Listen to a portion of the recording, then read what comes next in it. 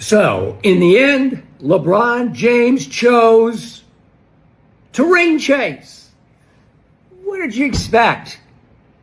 This wasn't about basketball happiness. Basketball happiness, said Rich Paul. This was about ring chasing. What team gave LeBron James the best chance to win a fifth, maybe even a sixth championship? It was obviously from the start the Philadelphia 76ers. Ring that Liberty Bell.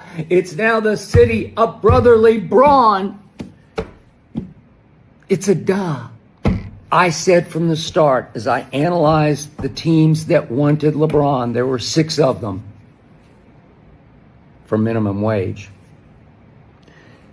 If he wanted basketball happiness, as in just hanging with the fellas and playing golf with a really good player and Steph Curry, well, you go to Golden State, which would have turned into Olden State. They would have had no chance to win a championship. They would have been by far the oldest starting lineup in the history of basketball. If he'd wanted basketball happiness, he'd go back to Miami just because it's Miami, it's South Beach. You can play year-round golf. You could play golf during the basketball season. There was no way he wanted to go back home for a third time and be a third wheel in a backcourt that already features, obviously, Donovan Mitchell and James Harden. It just wouldn't fit. It wouldn't work. He'd go right back to having LA in Cleveland, Lakers at Cavs. Wouldn't work. There's no way he wanted to spend a winter in Minnesota with Ant and LaMelo. It's just not right. It's just LeBron James in Minneapolis. What? No way. It was time to ring chase. This was screaming LeBron James from the start, because this team, especially in the Eastern Conference, is really, really good. The Sixers just became, if they weren't already, the favorite to win the East. Of his championships, of his times going to the finals 10 times, 9 times came through the Eastern Conference, which was the weaker conference. Now it's getting a little closer to 50-50. I still think the West is a little better than the East, but he joined the best team with the best chance. Obviously, you know how I feel about Jaylen Brown. This was the steal of the century for the 76ers. Jaylen's got that dog in him, that championship dog in him. Tyrese Maxey has that dog in him. Yeah, he's smaller, but you want to talk about the biggest heart in that small body? You want to talk about a perennial all-star closer in Tyrese Maxey? Clutch client to boot. Way to go. Yes, yes.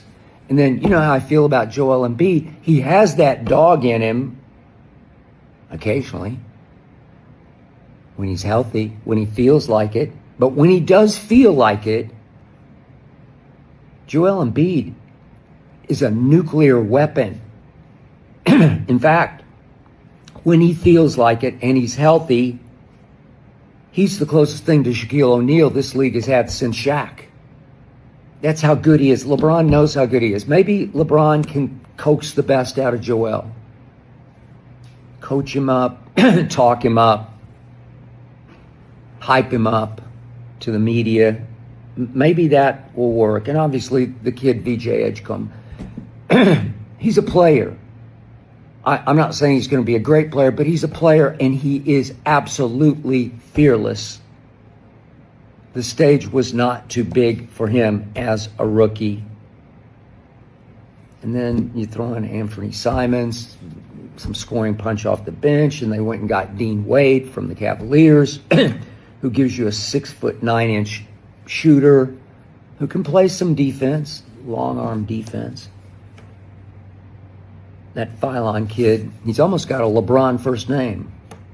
LeBron. It's almost LeBron, but the Phylon kid has got some talent. He stayed at Alabama for 2 years, but he averaged 22 a game. He can distribute a little bit. He can be kind of a backup point. and I think he can contribute. I just, that's the best team in the East, and LeBron chose it. This should have been a done deal from the start. So LeBron failed in Los Angeles, got dumped by the Lakers. Again, they won a Mickey Mouse championship in the bubble when he had 4 months to get ready. It felt like 4 years to get ready at age 35 for a playoff run in the bubble, in which most teams didn't want to be there in the bubble. And they were kind of the last team standing, got to play the Heat in the finals. They were heavy favorites. It was AD at his greatest. He was the best player on that team. And then since the finals, since that Mickey Mouse chip, that cubic zirconia ring that they won, LeBron James went 16-26 in playoff games for the Lakers. Just disappointed. So as a Laker, he missed the playoffs twice. He was swept twice. He was gentleman swept twice. And Jeannie and Rob just said, that's enough. Luka definitely said, that's enough. I don't want to share the stage with this diva anymore. So they just said, sorry, no offer. They basically pushed him right out the back door. So LeBron James just set another record. He went from $53 million that he made for the Lakers, or stole from the Lakers last year. $53 million. I know he's still the face of the league because he is the all-time leading scorer in the history of the league, and he's got the biggest social media following. So he is obviously still a draw. So you can argue that he was worth off the court, just in TV drawing power, gate attraction, the 53. But he just plunged, the all-time plunge, from 53 million down to 4 million, which is basically the veterans minimum, for the Philadelphia 76ers. But they gave him 2 years. So it's 4-ish and 4-ish for the 2 years, the second a player option. So it's his choice whether to stay for a whopping 4 more million. But this isn't about the money. This isn't about basketball happiness. This isn't about playing with Steph and Draymond and playing golf with Steph or playing golf in Miami. This isn't about going home for a third time's the charm time. He already did that. He went back and they did win a championship thanks to Draymond getting suspended and thanks to Kyrie hitting that last second shot, that late shot.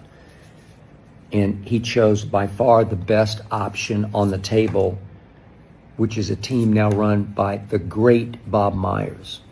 You got to see him for a while on ESPN, but you know he has a championship pedigree that he built while building the dynastic Golden State Warriors.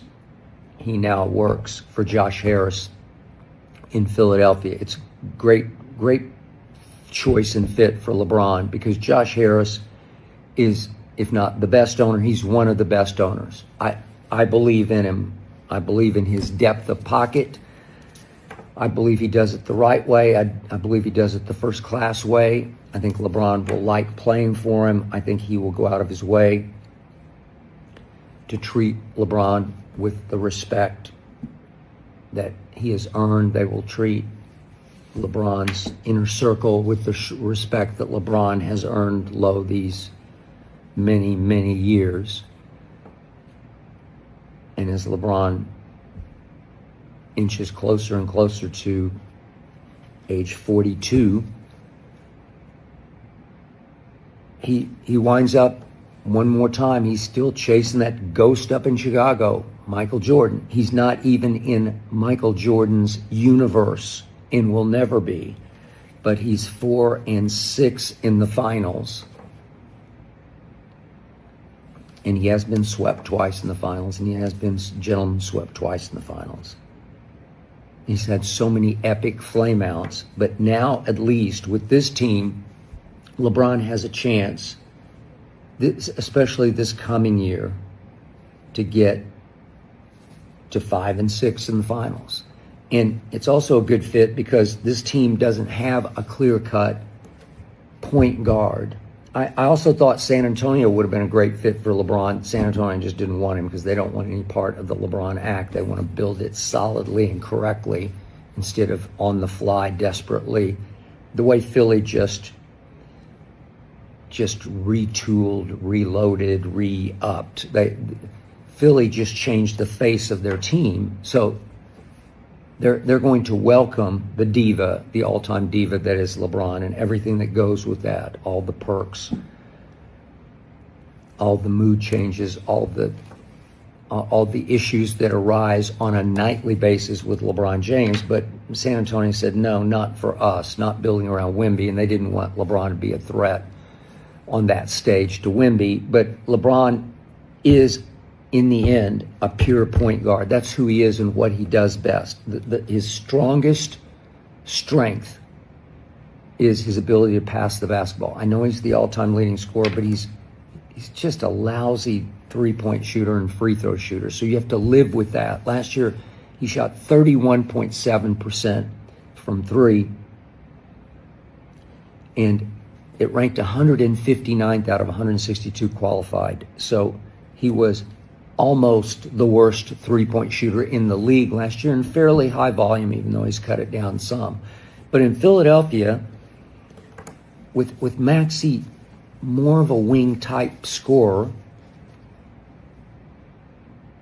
and then with Joel, with the ability to pick and roll with Joel, and then Jaylen Brown on the other wing, and Edgecombe, you just need an orchestrator. You need a wise old point guard. You need a distributor. You need a commander of the offense. And this is a perfect fit for them and for him. He can do what he does best.